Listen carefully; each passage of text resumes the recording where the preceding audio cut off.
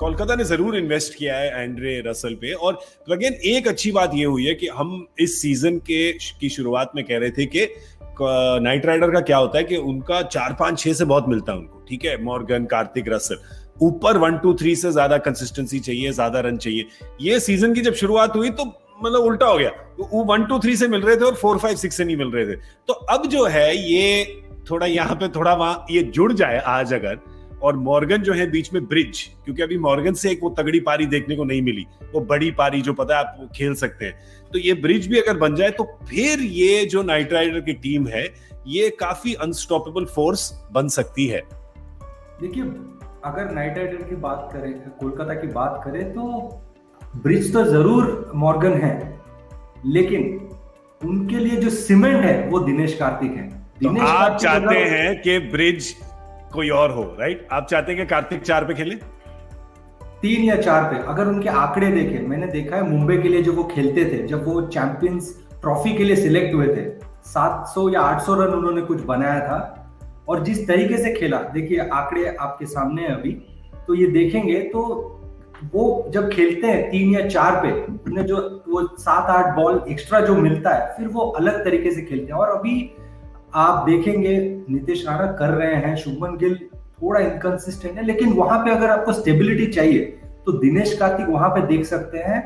दिनेश कार्तिक वहां अगर पारी संभाले तो नीचे आपके पास ऑलरेडी मॉर्गन खेलेंगे, फिर रसल खेलेंगे, फिर सुनील नारायण है, फिर पैट कमिंस भी है, तो आपके पास नीचे प्लेयर हैं जो रन बना सकते हैं। और अब ये जहन में रखिए कि हम मुंबई में खेल रहे हैं, तो मुंबई में आपको नीचे से ज्यादा ऊपर अगर कोई पारी खेलने वाला मिल जाए बड़ा, जो संभाल ले ऊपर की पारी को, फिर नीचे आप भेज सकते हैं, जो जाके डायरेक्ट ऐसे रन बनाए जैसे रसल और पैट कमिंस ने बनाए थे वहां पे।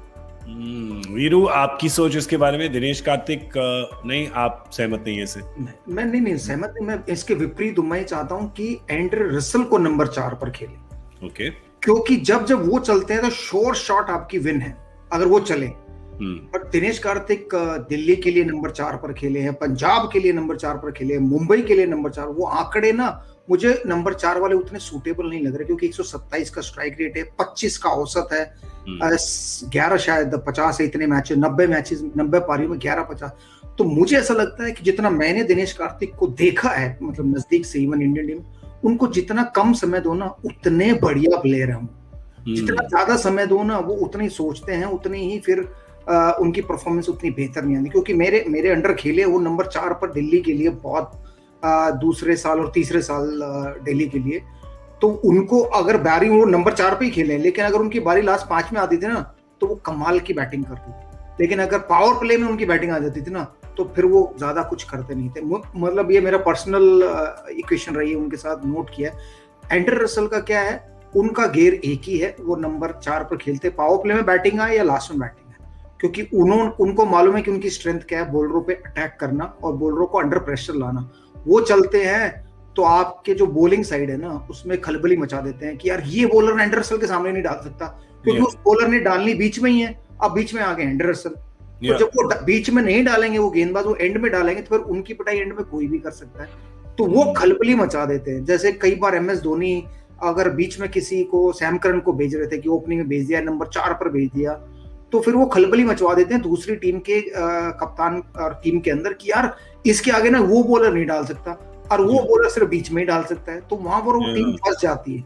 तो मुझे ऐसा लगता है कि अगर वो 4 नंबर की पोजीशन पे एंड्रे रसल रहेंगे ना तो बहुत सारी टीमें ना तो ये प्लानिंग करती रह जाएंगी, एंड्रे रसल 4 आएंगे, एंड्रे रसल 4 आएंगे, और आगे पीछे वालों को तो भूल ही जाएंगे। ये आपने ये बहुत इंटरेस्टिंग पॉइंट है, क्योंकि एंड्रे रसल के बारे में भी ये काफी सुना जाता है, जो आपने दिनेश के बारे में अभी बोला कि एंड्रे रसल क्योंकि एक ही गियर में खेलते हैं तो आप उनको अंत में भेजिए, ज्यादा टाइम नहीं है, बस बल्ला घुमाना ही है।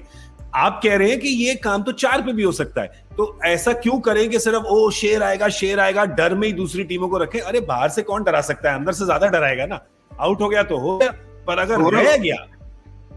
गौरव, मैं शायद जब पंजाब के साथ था तो एंड्रे रसल से काफी बात की मैंने उनसे बैटिंग के बारे में। तो मैंने उन्हें कहा कि अगर आप कैरिबियन प्रीमियर लीग में ओपनिंग करना शुरू करो तो आप एक एसेट बन जाओगे उस टीम के लिए, क्योंकि ओपनर के पास क्या 14 इनिंग है, 7 आप लगा के चलो वो फेल होंगे, 7 में अगर वो 4 बारी अगर चले 15 ओवर तक तो 4 मैच आप पक्के शॉर्ट जीतोगे।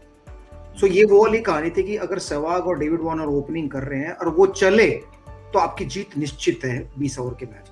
तो आप एंड्रे रसल को भी वही लेके चलिए ना। अब आप देखिए 14 मैच में से वो नीचे खेलते हैं नंबर 6 पे, 14 मैच में से 7 मैच में तो उनकी बारी भी नहीं आती, या उनकी बारी ऐसे टाइम पे आती है जब 3-4 ओवर रह जाते हैं, तो आप उनको यूटिलाइज भी नहीं कर पा रहे।